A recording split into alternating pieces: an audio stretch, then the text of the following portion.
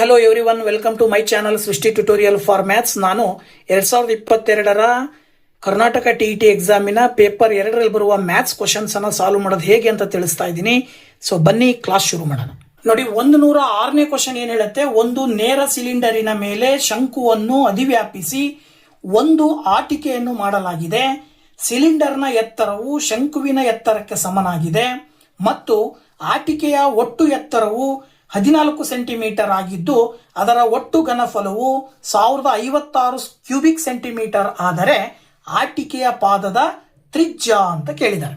So ನೋಡಿ, ಒಂದು ಆಟಿಕೆ ಇದೆ, ಆಟಿಕೆಯ ಕೆಳಗಡೆ ಸಿಲಿಂಡರ್, ಅದರ ಮೇಲ್ಗಡೆ ಒಂದು ಕೋನವನ್ನ ಅಂದ್ರೆ ಶಂಕುವನ್ನ ಹಾಕ್ಬಿಟ್ಟು ಸೆಟ್ ಮಾಡಿದ್ದಾರೆ. ಅವ್ರು ಹೇಳ್ತಾರೆ ಆ ಶಂಕು ಮತ್ತೆ ಸಿಲಿಂಡರ್ ಎಲ್ಲ ಸೇರಿ ಟೋಟಲ್ ಆಟಿಕೆಯ ಎತ್ತರ ಬಂದು 14 ಸೆಂಟಿಮೀಟರ್ ಆಗುತ್ತೆ. ಮತ್ತೇನ್ ಹೇಳ್ತಾರೆ, ಸಿಲಿಂಡರಿನ ಎತ್ತರ ಎಷ್ಟಿದೆಯೋ ಅಷ್ಟೇ ಎತ್ತರವನ್ನ ಶಂಕು ಕೂಡ ಹೊಂದಿದೆ. ಅಂದ್ರೆ ಅಲ್ಲಿಗೆ ಸಿಲಿಂಡರಿನ ಎತ್ತರ 7 ಸೆಂಟಿಮೀಟರ್ ಆದ್ರೆ ಶಂಕುವಿನ ಎತ್ತರನು ಕೂಡ 7 ಸೆಂಟಿಮೀಟರ್ ಆಯ್ತು. ಸೊ ಇನ್ನ ಶಂಕುವಿನ ಎತ್ತರ 7 ಸೆಂಟಿಮೀಟರ್ ಇದೆ ಅಂದಮೇಲೆ ನಿಮಗೇನ್ ಕೇಳಿದಾರೆ ಅವರು, ಆ ಸಿಲಿಂಡರಿನ ಪಾದದ ವೃತ್ತಾಕಾರದಲ್ಲಿರುವಂತಹ ಪಾದದ ತ್ರಿಜ್ಯವನ್ನ ಕಂಡು ಹಿಡಿಯಿರಿ ಅಂತ ಕೇಳಿದ್ದಾರೆ. ಸೊ ತ್ರಿಜ್ಯವನ್ನ ಕಂಡು ಹಿಡಿಬೇಕು ಅಂದ್ರೆ ನಾವೇನ್ ಮಾಡ್ಬೇಕು ಅಂದ್ರೆ, ಇಲ್ಲಿ ಆಟಿಕೆಯ ಘನಫಲವನ್ನ 1056 ಅಂತ ಕೊಟ್ಟಿದ್ದಾರೆ. ಇದಿಷ್ಟು ಆಟಿಕೆಯ ಘನಫಲದಲ್ಲಿ ಒಂದು ಸಿಲಿಂಡರ್ ಇನ್ನೊಂದು ಶಂಕು ಇರೋದ್ರಿಂದ ಎರಡರ ಘನಫಲವನ್ನ ಕೂಡಬೇಕಾಗತ್ತೆ. ಸಿಲಿಂಡರಿನ ಘನಫಲ ಕಂಡುಹಿಡಿಯಲಿಕ್ಕೆ πr²h ಅನ್ನುವ ಸೂತ್ರವನ್ನ ಬಳಸ್ತೀವಿ. ಹಾಗೇನೆ ಶಂಕುವಿನ ಘನಫಲ ಕಂಡುಹಿಡಿಯಲಿಕ್ಕೆ 1/3 πr²h ಅಂತ ಬಳಸ್ತೀವಿ. ಸೊ ಇವೆರಡನ್ನ ಕೂಡಿದಾಗ ಈ ಒಂದು ಆಟಿಕೆಯ ಒಟ್ಟು ಘನಫಲ ಸಿಗುತ್ತೆ. ಹಾಗಾಗಿ ದಟ್ ಈಸ್ ಈಕ್ವಲ್ ಟು 1056 ಅಂತ ತಗೊಂಡ್ರೆ ಇಲ್ಲಿ ನಾನು πr²h ಅನ್ನ ಎರಡೂ ಕಡೆ ಕಾಮನ್ ತೆಗಿತೀನಿ. ಆಗ ಇಲ್ಲಿ 1 + 3ನೇ 1 ಬರುತ್ತೆ. ಪೈನ ಬೆಲೆ ನಮಗೆ ಗೊತ್ತು 22/7. ಓಕೆನಾ? ಸೊ ಅದನ್ನೇ ಬಳಸಿ ಅಂತ ಕೊಟ್ಟಿದ್ದಾರೆ ಅವರು. ಇಸ್ ಈಕ್ವಲ್ ಟು ರೇಡಿಯಸ್ ಅನ್ನ ನೀವು ಕಂಡುಹಿಡಿಬೇಕು. ಆಮೇಲೆ ಎತ್ತರ ಬಂದ್ಬಿಟ್ಟು 7 ಸೆಂಟಿಮೀಟರ್, ಎರಡರ ಎತ್ತರನು ಒಂದೇ ಅಂತ ಕೊಟ್ಟಿರೋದ್ರಿಂದ 7 ಅಂತ ತಗೊಳ್ಳೋಣ. ಇನ್ನ ಇಲ್ಲಿ 1 + 3ನೇ 1 ಸಿಂಪ್ಲಿಫೈ ಮಾಡಿದ್ರೆ ನಿಮಗೆ ಏನ್ ಬರುತ್ತೆ, 3ನೇ 4 ಬರುತ್ತೆ. That is equal to 1056. ಈಗ ಈ 7 ಕ್ಯಾನ್ಸಲ್ ಆಗುತ್ತೆ, ಇಲ್ಲಿ 22 ಉಳಿತು, ಇಂಟು r² ಇಂಟು ಇಲ್ಲಿ 4/3 ಇಸ್ ಈಕ್ವಲ್ ಟು 1056 ಆಗುತ್ತೆ. ಓಕೆನಾ? ಇದಾದ ನಂತರ ಏನ್ ಮಾಡ್ಬೋದು ಇಲ್ಲಿ ಅಂದ್ರೆ, r² ಅನ್ನ ಮಾತ್ರ ಇಲ್ಲಿ ಬರ್ಕೊಂಡು ಇವಿಷ್ಟನ್ನು ಆ ಕಡೆ ಕಳಿಸಿದ್ರೆ 1056 ಇಂಟು ಈ 4/3 ಇದ್ದಿದ್ದು ಏನಾಗುತ್ತೆ, 3/4 ಆಗುತ್ತೆ. ಈ 22 ಇದ್ದಿದ್ದು ಈ ಕಡೆ ಬಂದ್ರೆ ಏನಾಗುತ್ತೆ, 1/22 ಅಂತ ನಾವು ಬರ್ಕೊಳ್ತೀವಿ. ಇದಿಷ್ಟನ್ನ ಸುಲಭ ರೂಪಕ್ಕೆ ತರಬೇಕು ಈಗ ನಾವು. ಸೊ ಇದಿಷ್ಟನ್ನ ಸುಲಭ ರೂಪಕ್ಕೆ ತಂದಾಗ 4ರಿಂದ ಇದನ್ನ ಬಾಕ್ಸ್ ಇದ್ರೆ 4ರಿಂದ 4 1 4 2 8 ಬರುತ್ತೆ. 2 ಉಳಿತು, 4 6 24, 4 4 16. ಹಾಗೆ 22 1 22, 22 1 22, 22 4 2 44 ಬರುತ್ತೆ. ಇನ್ನು 12 ಮತ್ತೆ 3 ಗುಣಿಸಿದ್ರೆ 12 3 36. ಅಲ್ಲಿಗೆ r² = 36 ಘಾತಾಂಕದ ರೂಪದಲ್ಲಿ ಬರೆದಾಗ 6² ಅಂತ ಬರೀಬಹುದು ನಾವು. ಈಗ ಸ್ಕ್ವೇರ್ ಕ್ಯಾನ್ಸಲ್ ಆಗಿ r ಬೆಲೆ ನಿಮಗೆ ಸಿಗುತ್ತೆ ಎಷ್ಟು, 6 ಸೆಂಟಿಮೀಟರ್.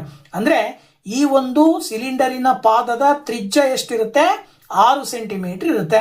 ಹಾಗಾಗಿ ಆಪ್ಷನ್ 4ರಲ್ಲಿ ಆ ಒಂದು ಉತ್ತರ ಇದೆ, ಅದನ್ನು ನಾವು ಆಯ್ಕೆ ಮಾಡಬಹುದು. ನೆಕ್ಸ್ಟ್ 107ನೇ ಕ್ವಶನ್ ಹೇಳುತ್ತೆ, ಒಂದು ಆಯತಾಕಾರದ ಉದ್ಯಾನವು 45 ಮೀಟರ್ ಉದ್ದ ಮತ್ತು 30 ಮೀಟರ್ ಅಗಲವಿದೆ. ಉದ್ಯಾನದ ಹೊರ ಭಾಗದಲ್ಲಿ ಅದರ ಸುತ್ತಲೂ 2.5 ಮೀಟರ್ ಅಗಲದ ಪಥವನ್ನು ನಿರ್ಮಿಸಲಾಗಿದೆ. ಹಾಗಾದರೆ ಪಥದ ವಿಸ್ತೀರ್ಣವು ಅಂತ ಕೇಳಿದ್ದಾರೆ. ಸೊ ನೋಡಿ, ಇಲ್ಲಿ ಆಯತಾಕಾರದ ಒಂದು ಉದ್ಯಾನವನ ಇದೆ. ಈ ಆಯತಾಕಾರ ಉದ್ಯಾನವನದ ಉದ್ದ ಬಂದು 45 ಮೀಟರ್, ಅಗಲ ಬಂದು 30 ಮೀಟರ್. ಇದ್ರ ಸುತ್ತ ಒಂದು ದಾರಿಯನ್ನ ನಿರ್ಮಾಣ ಮಾಡಿದ್ದಾರೆ. ಆ ದಾರಿಯ ಅಗಲ ಬಂದ್ಬಿಟ್ಟು ಎಷ್ಟಂತೆ, 2.5 ಮೀಟರ್. ಓಕೆನಾ? ಆ ದಾರಿಯ ಅಗಲ 2.5 ಮೀಟರ್ ಇದೆ. ಹಾಗಿದ್ರೆ ಆ ದಾರಿಯ ವಿಸ್ತೀರ್ಣ ಎಷ್ಟು ಅಂತ ಕೇಳಿದ್ದಾರೆ. ಇಲ್ಲಿ ಆಯತದ ವಿಸ್ತೀರ್ಣ ಕೇಳಿಲ್ಲ, ಬದಲಾಗಿ ದಾರಿಯ ವಿಸ್ತೀರ್ಣ, ಪಥದ ವಿಸ್ತೀರ್ಣವನ್ನ ಕೇಳಿದ್ದಾರೆ. ಸೊ ಅದನ್ನ ಕಂಡುಹಿಡಿಬೇಕು ಅಂತ ಹೇಳಿದ್ರೆ ನಾವಿಲ್ಲಿ ಏನ್ ಮಾಡಬೇಕು ಅಂದ್ರೆ, ಈ ರೀತಿ ಗೆರೆಗಳನ್ನ ಹಾಕೊಳ್ಬೇಕು. ಗೆರೆ ಹಾಕೊಂಡಾಗ ಇದಿಷ್ಟು 1, ಇದು 2ನೇದು, ಇದು 3ನೇದು, ಇದು 4ನೇದು, 4 ಆಯತಗಳ ರೂಪದಲ್ಲಿ ಇದೆ. ಈಗ ಈ 1 ಮತ್ತು 2ನೇ ಆಯತಗಳು ಸಮ ಇರ್ತವೆ, 3 ಮತ್ತು 4ನೇ ಆಯತಗಳು ಸಮ ಇರ್ತವೆ. ಅದ್ರ ಪ್ರಕಾರ ನಾವು ಈಗ 4ನೇ ಆಯತವನ್ನು ಕನ್ಸಿಡರ್ ಮಾಡಿದ್ರೆ, ಇದನ್ನು ತಗೊಂಡ್ರೆ 1ನೇ ಆಯತವನ್ನು ತಗೊಂಡ್ರೆ ಇಲ್ಲಿ 35 ಮೀಟರ್, 30 ಇಲ್ಲಿಂದ ಇಲ್ಲಿ ತನಕ 30 ಇದೆ. ಓಕೆನಾ, 30 ಮೀಟರ್ ಅಗಲ ಆಯತಾಕಾರದ ಉದ್ಯಾನವನದ್ದು. ಮೇಲ್ಗಡೆ ದಾರಿ ಈ ಕಡೆ 2.5 ಮೀಟರ್ ಇದೆ, ಈ ಕಡೆ 2.5 ಮೀಟರ್, ಎರಡನ್ನೂ ಸೇರಿಸಿದ್ರೆ 5 ಮೀಟರ್ ಆಯ್ತು. 30ಕ್ಕೆ 5 ಕೂಡಿದ್ರೆ 35 ಮೀಟರ್ ಟೋಟಲ್ ಉದ್ದ ಆಗತ್ತೆ. ಟೋಟಲ್ ಉದ್ದ 35 ಮೀಟರ್, ಅಗಲ ಬಂದು 2.5 ಮೀಟರ್. ಅಲ್ಲಿಗೆ ಆಯತದ ವಿಸ್ತೀರ್ಣ ಕಂಡುಹಿಡಿಬೇಕಾದ್ರೆ ನಾವು ಸೂತ್ರ ಏನು ಬಳಸ್ತೀವಿ? ಉದ್ದ ಇಂಟು ಅಗಲ. ಸೊ ಇಲ್ಲಿ 1 ಮತ್ತು 2 ಎರಡೂ ಸಮ ಇರೋದ್ರಿಂದ 2 ಇಂಟು 35 ಇಂಟು 2.5 ಅಂತ ತಗೊಂತೀನಿ ನಾನು. ಪ್ಲಸ್ ಇನ್ನು 3 ಮತ್ತು 4 ನೋಡಿದ್ರೆ ಇದು ಉದ್ದ 45 ಮೀಟರ್ ಇದೆ, ಅಗಲ 2.5 ಮೀಟರ್ ಇದೆ. ಸೊ ಉದ್ದ ಇಂಟು ಅಗಲ ಅಂದ್ರೆ 2 ಇಂಟು 45 ಇಂಟು 2.5 ಅಂತ ತಗೊಳ್ಬೇಕು. ಸೊ ಈಗ 2 ಇಂಟು 35 ಇಂಟು 2.5 ಇದಿಷ್ಟನ್ನ ಗುಣಾಕಾರ ಮಾಡಿದ್ರೆ ನಿಮಗೆ ಎಷ್ಟು ಬರುತ್ತೆ? 175 ಬರುತ್ತೆ. ಹಾಗೇನೆ 2 ಇಂಟು 45 ಇಂಟು 2.5 ಗುಣಾಕಾರ ಮಾಡಿದ್ರೆ 225 ಬರುತ್ತೆ. ಸೊ ಇವಿಷ್ಟನ್ನ ಕೂಡಿದಾಗ 175 ಮತ್ತೆ 225 ಕೂಡಿದಾಗ 400 ಮೀಟರ್ ಬರುತ್ತೆ. ಇದು ಏನಿದು ಈ ಪಥದ ವಿಸ್ತೀರ್ಣ ಒಟ್ಟು ಸಿಗುತ್ತೆ ನಮಗೆ. ಪಥದ ಒಟ್ಟು ವಿಸ್ತೀರ್ಣ ಎಷ್ಟು ಬರುತ್ತೆ? 400. ಹಿಂಗೆ ಹಿಂಗೆ ಹಿಂಗೆ ಹಿಂಗೆ ಈ 4 ಸೈಡಲ್ಲಿರುವ ದಾರಿಯ ಒಟ್ಟು ವಿಸ್ತೀರ್ಣಗಳನ್ನು ಕೂಡಿದ್ರೆ 400 ಸ್ಕ್ವೇರ್ ಮೀಟರ್ ಬರುತ್ತೆ. ಹಾಗಾಗಿ ಆಪ್ಷನ್ 1 ನಾವು ಆಯ್ಕೆ ಮಾಡಬೇಕಾಗತ್ತೆ. ಎಷ್ಟು? 108ನೇ ಕ್ವಶನ್ ಹೇಳುತ್ತೆ, ಚಿತ್ರದಲ್ಲಿ ತೋರಿಸಿರುವಂತೆ 14 ಸೆಂಟಿಮೀಟರ್ ಉದ್ದದ ವರ್ಗದಿಂದ ಒಂದು ಅರ್ಧ ವೃತ್ತ ಮತ್ತು ಅದಕ್ಕೆ ಹೊಂದಿಕೊಂಡಂತೆ ಒಂದು ಚಿಕ್ಕ ವೃತ್ತವನ್ನು ಕತ್ತರಿಸಿ ಹೊರ ತೆಗೆಯಲಾಗಿದೆ, ಉಳಿದ ಭಾಗದ ವಿಸ್ತೀರ್ಣ ಅಂತ ಕೇಳಿದ್ದಾರೆ. ಇದನ್ನ ನೀವು ಇಲ್ಲಿ ಛಾಯೆಗೊಳಿಸಿದ ಶೇಡ್ ಮಾಡಿರುವಂತಹ ಭಾಗದ ವಿಸ್ತೀರ್ಣ ಕಂಡುಹಿಡಿಯಿರಿ ಅಂತಾನು ಕೇಳಬಹುದು. ನೋಡಿ, ಇಲ್ಲಿ ಒಟ್ಟು ಇದು ಒಂದು ವರ್ಗ ಅಂತ ಹೇಳಿದ್ರೆ ವರ್ಗದ ಪ್ರತಿಯೊಂದು ಭಾಗವೂ ಕೂಡ 14 ಸೆಂಟಿಮೀಟರ್ ಇರುತ್ತೆ. ಪ್ರತಿಯೊಂದು ಬಾಹುಗಳು ಕೂಡ 14 ಸೆಂಟಿಮೀಟರ್ ಇರುತ್ತೆ. ಈ 14ರ ಅರ್ಧ ಅಂದ್ರೆ 7 ಸೆಂಟಿಮೀಟರ್. ಸೊ ಇದು ಅರ್ಧ ವೃತ್ತದ ತ್ರಿಜ್ಯ ಬಂದು 7 ಸೆಂಟಿಮೀಟರ್ ಇದೆ. ಹಾಗೇನೆ ಪೂರ್ಣ ವೃತ್ತದ್ದು ಅಂತ ಅಂದಾಗ ಇಲ್ಲಿಂದ ಇಲ್ಲಿ ತನಕ 7 ಇರುತ್ತೆ ಅಂದ್ರೆ ಇನ್ನು ಉಳಿದಿರೋದು ಮೇಲ್ಗಡೆ 7ರಲ್ಲಿ ವ್ಯಾಸ ಬರುತ್ತೆ, ಅದನ್ನ ಅರ್ಧ ಭಾಗ ಮಾಡಿದ್ರೆ ತ್ರಿಜ್ಯ ಬರುತ್ತೆ. ಹಾಗಾಗಿ ಈ ಸಣ್ಣ ವೃತ್ತದ ತ್ರಿಜ್ಯ 3.5 ಸೆಂಟಿಮೀಟರ್ ಆದ್ರೆ ಈ ಒಂದು ಅರ್ಧ ವೃತ್ತ ಏನಿದೆಯಲ್ಲ ದೊಡ್ಡದು, ಅದನ್ನ ನಾವು 7 ಸೆಂಟಿಮೀಟರ್ ತ್ರಿಜ್ಯ ಹೊಂದಿದೆ ಅಂತ ಹೇಳ್ತೀವಿ. ಸೊ ಹಾಗಾಗಿ ಈ ಛಾಯೆಗೊಳಿಸಿದ ಒಂದು ಭಾಗವನ್ನ ಅಥವಾ ಉಳಿದ ಭಾಗದ ವಿಸ್ತೀರ್ಣವನ್ನ ಕಂಡುಹಿಡಿಬೇಕು ಅಂದ್ರೆ ನಾವೇನ್ ಮಾಡ್ಬೇಕಾಗತ್ತೆ? ಈ ವರ್ಗದ ಒಟ್ಟು ವಿಸ್ತೀರ್ಣದಲ್ಲಿ ಅರ್ಧ ವೃತ್ತದ ವಿಸ್ತೀರ್ಣ ಮತ್ತು ಚಿಕ್ಕ ವೃತ್ತದ ವಿಸ್ತೀರ್ಣವನ್ನ ಕಳಿಬೇಕು. ಹಾಗಾಗಿ ನಾನು ಈ ರೀತಿ ಬರ್ಕೊಂಡಿದ್ದೀನಿ, ವರ್ಗದ ವಿಸ್ತೀರ್ಣ ಮೈನಸ್ ಅರ್ಧ ವೃತ್ತದ ವಿಸ್ತೀರ್ಣ ಪ್ಲಸ್ ಚಿಕ್ಕ ವೃತ್ತದ ವಿಸ್ತೀರ್ಣ.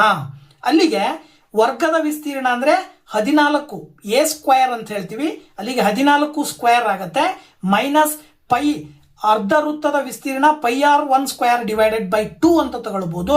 ಪೂರ್ಣ ವೃತ್ತದ ವಿಸ್ತೀರ್ಣವನ್ನ πr2 ಸ್ಕ್ವೇರ್ ಅಂತ ತಗೊಳ್ಬಹುದು. ಈಗ ಇದು 196 ಬರುತ್ತೆ. ಈ ಪೈಯನ್ನ ನಾನು ಈಕ್ವಲ್ ಇಂದ ಹೊರಗಡೆ ತಗೊಂಡು 22 ಬಾರ್ 7 ಅಂತ ಹೇಳಿ ಬೆಲೆಯನ್ನ ಹಾಕ್ತೀನಿ. ಸೊ ಇಲ್ಲಿ r1 ಅಂದ್ರೆ 7 ಸ್ಕ್ವೇರ್ ಡಿವೈಡೆಡ್ ಬೈ 2 ಆಗುತ್ತೆ, ಪ್ಲಸ್ ಇಲ್ಲಿ r2 ಸ್ಕ್ವೇರ್ ಅಂದ್ರೆ 3.5 ಸ್ಕ್ವೇರ್ ಅಂತ ತಗೊಳ್ಬಹುದು. ಈಗ 196 ಮೈನಸ್ ಇದನ್ನ ಹಾಗೆ ಬರ್ಕೊಂಡು 7ರ ವರ್ಗ 49 ಡಿವೈಡೆಡ್ ಬೈ 2, ಹಾಗೇನೆ 3.5ರ ವರ್ಗ 12.25 ಬರುತ್ತೆ.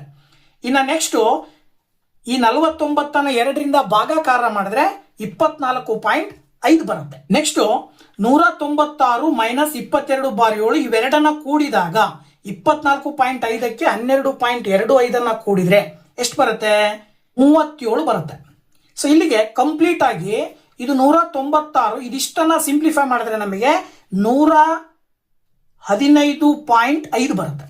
ಸೊ ಈ 196ರಲ್ಲಿ 115.5 ಕಳೆದ್ರೆ ನಮಗೆ ಏನ್ ಬರುತ್ತೆ? 80.5 ಸ್ಕ್ವೇರ್ ಸೆಂಟಿಮೀಟರ್ ಬರುತ್ತೆ. ಇದು ಈ ಛಾಯೆಗೊಳಿಸಿದ ಭಾಗದ ವಿಸ್ತೀರ್ಣ. ಹಾಗಾಗಿ ಆಪ್ಷನ್ 1ರಲ್ಲಿ ಇರ್ತಕ್ಕಂಥ ಉತ್ತರವನ್ನ ಆಯ್ಕೆ ಮಾಡಬಹುದು. ಇಷ್ಟು 109ನೇ ಕ್ವಶನ್. ಎ = 5 ಮತ್ತು ಬಿ = -3 ಆದಾಗ ಬೀಜೋಕ್ತಿ 2 × a² - ab + 3 - ab ನ ಬೆಲೆಯು ಅಂತ ಕೇಳಿದರು. ಇಲ್ಲಿ ಎ ಮತ್ತು ಬಿನ ಬೆಲೆಯನ್ನು ಈ ಬೀಜೋಕ್ತಿನಲ್ಲಿ ಹಾಕಬೇಕಷ್ಟೇ. ಏನು ಮಾಡ್ಬೋದು, 2 ಇಂಟು ಇದನ್ನು ಈ ಬೀಜೋಕ್ತಿಯನ್ನು ಆಸ್ ಇಟ್ ಈಸ್ ಬರ್ಕೊಂಡು 2 ಇಂಟು ಎ ಅಂದರೆ 5 ಸ್ಕ್ವೇರ್ ಮೈನಸ್ ಎ ಅಂತ ಹೇಳಿದ್ರೆ 5 ಇಂಟು ಬಿ ಅಂದರೆ -3 ಪ್ಲಸ್ 3 ಮೈನಸ್ ಎ ಅಂದರೆ 5 ಬಿ ಅಂದರೆ -3. ಈಗ ಇದನ್ನು ಸುಲಭ ರೂಪಕ್ಕೆ ತಂದರೆ 2 ಇಂಟು 5 ವರ್ಗ 25 ಬರುತ್ತೆ. Minus into minus plus 5 3 15 plus 3 minus into minus plus 5 3 15. Next 2 into 25ಕ್ಕೆ 15 ಕೂಡಿದ್ರೆ 40 ಬರುತ್ತೆ. ಪ್ಲಸ್ 15ಕ್ಕೆ 3 ಕೂಡಿದ್ರೆ 18. ಸೊ 2 ಇಂಟು 40 ಮಾಡಿದರೆ 80 ಪ್ಲಸ್ 18 ಟೋಟಲ್ 98 ಬರುತ್ತೆ. ಸೊ ಆಪ್ಷನ್ 2ರಲ್ಲಿ ಇರ್ತಕ್ಕಂಥ ಉತ್ತರವನ್ನು ಆಯ್ಕೆ ಮಾಡಬೇಕಾಗತ್ತೆ. ನೆಕ್ಸ್ಟ್ 110ನೇ ಕ್ವಶನ್ ಹೇಳುತ್ತೆ 2 sine theta is equal to 1 ಮತ್ತು 2 cos theta is equal to √3. ಇಲ್ಲಿ ಟೀಟಾ ಅಂದರೆ ಲಘು ಕೋನ ಅಂತ ಕೊಟ್ಟಿದ್ದಾರೆ ಅವರು. ಹಾಗಾದ್ರೆ sine theta plus cos theta whole ಸ್ಕ್ವೇರ್ನ ಬೆಲೆ ಏನು ಅಂತ ಕೇಳಿದ್ದಾರೆ. ನೋಡಿ ಇಲ್ಲಿ 2 sine theta is equal to 1 ಕೊಟ್ಟಿದ್ದಾರಲ್ವಾ, ಈ 2ನ್ನ ಈಕ್ವಲ್ ಇಂದ ಈ ಕಡೆ ತಗೊಂಬಂದ್ರೆ ಡಿವೈಡೆಡ್ ಬೈ 2 ಆಗುತ್ತೆ. ಒಂದಾಯ್ತಲ್ವಾ, sine theta is equal to 1/2. ಹಾಗೇನೆ 2 cos theta is equal to √3 ಕೊಟ್ಟಿದ್ದಾರೆ. 2ನ್ನ ಈ ಕಡೆ ತಗೊಂಬಂದ್ರೆ √3 ಡಿವೈಡೆಡ್ ಬೈ 2 ಆಯ್ತು. ಇವೆರಡು ಬೆಲೆಗಳನ್ನ 1/2 ಮತ್ತೆ √3/2 ಅನ್ನ ಇಲ್ಲಿ ಹಾಕ್ಬೇಕಷ್ಟೇ. ಸೈನ್ ಟೀಟಾ ಇರೋ ಜಾಗದಲ್ಲಿ 1/2 ಪ್ಲಸ್ ಕಾಸ್ ಟೀಟಾ ಇರೋ ಜಾಗದಲ್ಲಿ √3/2 ಹೋಲ್ ಸ್ಕ್ವೇರ್ ಅಂತ ಬರ್ಕೊಳ್ಬಹುದು. ಈಗ ಏನಾಗುತ್ತೆ, LCM ಸೇಮ್ ಇರೋದ್ರಿಂದ 1 ಪ್ಲಸ್ √3 ಬರುತ್ತೆ, ಇದು ಹೋಲ್ ಸ್ಕ್ವೇರ್ ಆಗುತ್ತೆ. ನೆಕ್ಸ್ಟ್ ಇಲ್ಲಿ 1 ಪ್ಲಸ್ √3 ಇದೆಯಲ್ವಾ, ಇದಿಷ್ಟಕ್ಕೆ ನಾವು ಸ್ಕ್ವೇರ್ ಮಾಡಿದ್ರೆ 1 plus √3 whole square divided by 4 ಅಂತ ತಗೊಳ್ಬಹುದು. ಇದನ್ನು a plus B whole square ಫಾರ್ಮಲ್ಲಿ ಬರೆದ್ರೆ 1 ಸ್ಕ್ವೇರ್ ಪ್ಲಸ್ 2√3 ಪ್ಲಸ್ √3 ಸ್ಕ್ವೇರ್ ಅಂತ ಬರಿಬಹುದು. ಡಿವೈಡೆಡ್ ಬೈ 4 ಆಗುತ್ತೆ. 1ರ ವರ್ಗ 1 ಪ್ಲಸ್ 2√3 ಪ್ಲಸ್ ಇಲ್ಲಿ ಸ್ಕ್ವೇರ್ ರೂಟ್ ಕ್ಯಾನ್ಸಲ್ ಆಗಿ 3 ಬರುತ್ತೆ ಡಿವೈಡೆಡ್ ಬೈ 4. ಈಗ 2√3 ಪ್ಲಸ್ 3 1 4 ಡಿವೈಡೆಡ್ ಬೈ 4 ಅಂತ ತಗೊಳ್ಬಹುದು. ಇದನ್ನ ಇನ್ನೂ ಸುಲಭ ರೂಪಕ್ಕೆ ತರೋದಾದ್ರೆ ಇವೆರಡರಲ್ಲಿ ಇಲ್ಲೂ 2 ಇದೆ, ಇಲ್ಲೂ 2 ಇದೆ. 2ನ್ನ ಕಾಮನ್ ಆಗಿ ತಗೊಂಡ್ರೆ ಇಲ್ಲಿ 2 ಉಳ್ಕೊಳ್ಳುತ್ತೆ ಡಿವೈಡೆಡ್ ಬೈ 4. 2ರಿಂದ 4 ಹೊಡೆದ್ರೆ ಕೊನೆಗೆ √3 ಪ್ಲಸ್ 2 ಡಿವೈಡೆಡ್ ಬೈ 2 ಅಂತ ಬರೀಬಹುದು. ಅಥವಾ ಅದನ್ನು ಉಲ್ಟಾ ಹೇಳೋದಾದ್ರೆ 2 ಪ್ಲಸ್ √3 ಡಿವೈಡೆಡ್ ಬೈ 2. ಹಾಗಾಗಿ ಆಪ್ಷನ್ 1ರಲ್ಲಿ ಆ ಒಂದು ಉತ್ತರ ಇದೆ. ಸೊ ಅದನ್ನು ನಾವು ಸೆಲೆಕ್ಟ್ ಮಾಡಬೇಕಾಗುತ್ತೆ. ಇಷ್ಟು 111ನೇ ಕ್ವಶನ್ ತುಂಬಾ ಸುಲಭವಾಗಿರ್ತಕ್ಕಂಥದ್ದು, ಸಂಭವನೀಯತೆಗೆ ಸಂಬಂಧಪಟ್ಟಿದ್ದು. ಒಂದು ಪೆಟ್ಟಿಗೆಯಲ್ಲಿ 12 ಗೋಲಿಗಳಿವೆ. ಅವುಗಳ ಪೈಕಿ 3 ನೀಲಿ ಗೋಲಿಗಳು, 4 ಬಿಳಿ ಗೋಲಿಗಳು ಮತ್ತು ಉಳಿದವು ಕೆಂಪು ಬಣ್ಣದ ಗೋಲಿಗಳಿವೆ. ಆ ಪೆಟ್ಟಿಗೆಯಿಂದ ಒಂದು ಗೋಲಿಯನ್ನು ಯಾದೃಚ್ಛಿಕವಾಗಿ ತೆಗೆದಾಗ ಅದು ಕೆಂಪು ಗೋಲಿಯಾಗಿರುವ ಸಂಭವನೀಯತೆ ಅಂತ ಕೇಳಿದ್ದಾರೆ. ನೋಡಿ, ಒಟ್ಟು ಗೋಲಿ 12, ಅದರಲ್ಲಿ ನೀಲಿ ಗೋಲಿಗಳು 3 ಇದಾವೆ, ಬಿಳಿ ಗೋಲಿಗಳು 4 ಇದಾವೆ, ಉಳಿದಿರೋವೆಲ್ಲ ಕೆಂಪು ಅಂತ ಕೊಟ್ಟಿದ್ದಾರೆ. ಅಲ್ಲಿಗೆ 4ಕ್ಕೆ 3 ಸೇರಿಸಿದ್ರೆ 7 ಆಯಿತು. 12ರಲ್ಲಿ 7 ಕಳೆದ್ರೆ 5 ಬರುತ್ತಲ್ಲ, ಇದು ಕೆಂಪು ಗೋಲಿಗಳ ಸಂಖ್ಯೆ. ಕೆಂಪು ಗೋಲಿಗಳ ಸಂಖ್ಯೆ ಎಷ್ಟು? 5. ಅಲ್ಲಿಗೆ ಸಂಭವನೀಯತೆ ಬರೀಬೇಕಾದ್ರೆ ನಾವೇನ್ ಮಾಡ್ತೀವಿ, ಆ ಒಂದು ಪೆಟ್ಟಿಗೆಯಲ್ಲಿ ಒಟ್ಟು ಗೋಲಿಗಳು ಎಷ್ಟಿದಾವೆ ಅನ್ನೋದನ್ನ ಕೆಳಗಡೆ ಬರಿತೀವಿ. ಕೆಂಪು ಗೋಲಿಯನ್ನೇ ತೆಗೆಯುವ ಸಾಧ್ಯತೆ ಇರೋದನ್ನ 5, ಕೆಂಪು ಗೋಲಿಗಳ ಸಂಖ್ಯೆ ಎಷ್ಟಿದೆ ಅದನ್ನ ಮೇಲ್ಗಡೆ ಬರಿತೀವಿ. ಸೊ 12ನೇ 5, ಆಪ್ಷನ್ 2ರಲ್ಲಿ ಆ ಒಂದು ಉತ್ತರ ಇದೆ. ಹಾಗಾಗಿ ಅದನ್ನ ಸೆಲೆಕ್ಟ್ ಮಾಡಬಹುದು. 112ನೇ ಕ್ವಶನ್, ಆಲ್ಫಾ, ಬೀಟಾ ಮತ್ತು ಗಾಮಾಗಳು ಒಂದು ಘನ ಬಹುಪದೋಕ್ತಿಯ ಪಿ ಆಫ್ ಎಕ್ಸ್ ನ ಶೂನ್ಯತೆಗಳಾಗಿದ್ದು alpha plus beta plus gamma is equal to 2, alpha into beta plus beta into gamma plus alpha into gamma into alpha is equal to 10 ಆದರೆ alpha beta gamma is equal to 24. ಆ ಘನ ಬಹುಪದೋಕ್ತಿ ಯಾವುದು ಅಂತ ಕೇಳಿದ್ದಾರೆ. So ಈ ಘನ ಬಹುಪದೋಕ್ತಿಯನ್ನು ಕಂಡುಹಿಡಿಯಲಿಕ್ಕೆ ಸೂತ್ರ ಬರುತ್ತೆ. ಏನದು? x³ minus alpha plus beta plus gamma into X square plus alpha into beta plus beta into gamma plus gamma into alpha into X minus alpha into beta into gamma ಅಂತ ಸೂತ್ರ. ಆ ಸೂತ್ರಕ್ಕೆ ಇಲ್ಲಿ apply ಮಾಡಿದಾಗ ಈ ಬೆಲೆಯನ್ನ ಇಲ್ಲಿ ತಗೊಳ್ಬೇಕು, ಹಾಗೇನೆ ಈ ಬೆಲೆಯನ್ನ ಇಲ್ಲಿ ತಗೊಳ್ಬೇಕು, ನೆಕ್ಸ್ಟ್ ಈ ಬೆಲೆಯನ್ನ 24 ಇಲ್ಲಿ ತಗೊಳ್ಬೇಕು. ನಾವು ಇನ್ನು ಸಿಂಪ್ಲಿಫೈ ಮಾಡ್ತಾ ಹೋದಾಗ X cube minus 2x² plus 10x minus 24 ಬರುತ್ತೆ. So X cube minus 2x² plus 10x minus 24 ಅಂತಕ್ಕಂಥದ್ದು ಏನಿದೆಯಲ್ಲ, ಇಲ್ಲಿ ಆಪ್ಷನ್ 4 ನಾವು ಇದನ್ನ ಪ್ಲಸ್ ಅಂತ ಕೊಡಬೇಕಿತ್ತು ಅವ್ರು ಆಕ್ಚುಲಿ. ಸೊ ಇದು ಪ್ಲಸ್ ಅಂತ ಬಂದ್ರೆ ಆಪ್ಷನ್ 4 ಸೆಲೆಕ್ಟ್ ಮಾಡಬಹುದು. ಸಪೋಸ್ ಇದು ಆನ್ಸರ್ ಕೊಟ್ಟಿರುವ ಆಪ್ಷನ್ ತಪ್ಪಿದ್ರು ಕೂಡ ಇಲ್ಲಿ ಬಟ್ ಆನ್ಸರ್ ಮಾತ್ರ ಕರೆಕ್ಟ್ ಇದೆ. ಇದು ಯಾಕಂದ್ರೆ ಸೂತ್ರದ ಪ್ರಕಾರ ಮಾಡಿದ್ರೆ ನಮಗೆ ಈ ಆನ್ಸರ್ ಬರುತ್ತೆ. ಓಕೆನಾ. ಇನ್ನೊಂದು, ಕೊಟ್ಟಿರುವ ಚಿತ್ರದಲ್ಲಿ PQRS ಒಂದು ಆಯತವಾಗಿದೆ. ಕೋನ RPQ is equal to 30 degree, QR is equal to 3 centimetre ಆದಾಗ SR ನ ಉದ್ದ ಅಂತ ಕೇಳಿದರು. ಸೊ ಇಲ್ಲಿ ಈ ಒಂದು ಉದ್ದವನ್ನ ಕಂಡುಹಿಡಿಬೇಕು. ನಮಗೆ ಗೊತ್ತಿರೋದು ಈ ಉದ್ದ PQ ಮತ್ತೆ SR ಎರಡು ಉದ್ದ ಒಂದೇ ಇರ್ತವೆ. ಯಾಕಂದ್ರೆ ಒಂದು ಆಯತ ಅಂದಾಗ ಅಭಿಮುಖ ಬಾಹುಗಳು ಸಮ ಇರ್ತವೆ. ಸೊ ಹಾಗಾಗಿ ಅದರ ಆಧಾರದ ಮೇಲೆ ಅಭಿಮುಖ ಬಾಹುಗಳು ಸಮ ಇರೋದ್ರಿಂದ PQ is equal to SR ಅಂತ ಕರಿತೀವಿ. ಆಯತದ ಪ್ರತಿ ಕೋನಗಳು 90 ಡಿಗ್ರಿ ಇದಾವೆ ಅಂದ್ರೆ ಇದು ನಾವು PQR ಅನ್ನ ಲಂಬಕೋನ ತ್ರಿಭುಜ ಅಂತ ಕರಿಬಹುದು. ಈ ಲಂಬಕೋನ ತ್ರಿಭುಜಕ್ಕೆ ತ್ರಿಕೋನ ಮಿತಿಯನ್ನ ನಾವಿಲ್ಲಿ ಬಳಕೆ ಮಾಡಿದಾಗ ತ್ರಿಕೋನ ಮಿತಿಯ ಪ್ರಕಾರ ಯಾವ ಕೋನವನ್ನ ಕೊಟ್ಟಿರ್ತಾರೆ, ಕೋನ ಲಘು ಕೋನವಾಗಿದ್ರೆ ಅದರ ಎದುರುಗಡೆ ಬಾಹುವನ್ನ ಅಪೋಸಿಟ್ ಸೈಡ್ ಅಂತ ತಗೊಂತೀವಿ, ಅದ್ರ ಪಕ್ಕದಲ್ಲಿ ಬರುವಂತಹ ಬಾಹುವನ್ನ ಅಡ್ಜಸೆಂಟ್ ಸೈಡ್ ಅಂತ ಕರಿತೀವಿ. ಇದಕ್ಕೆ ನಾವು ತ್ರಿಕೋನ ಮಿತಿಯ ಒಂದು ರೇಷಿಯೋವನ್ನ ಹೇಳಿದಾಗ ಏನ್ ಬರುತ್ತೆ ಅಂದ್ರೆ tan theta is equal to opposite by adjacent ಅಂತ ಬರುತ್ತೆ.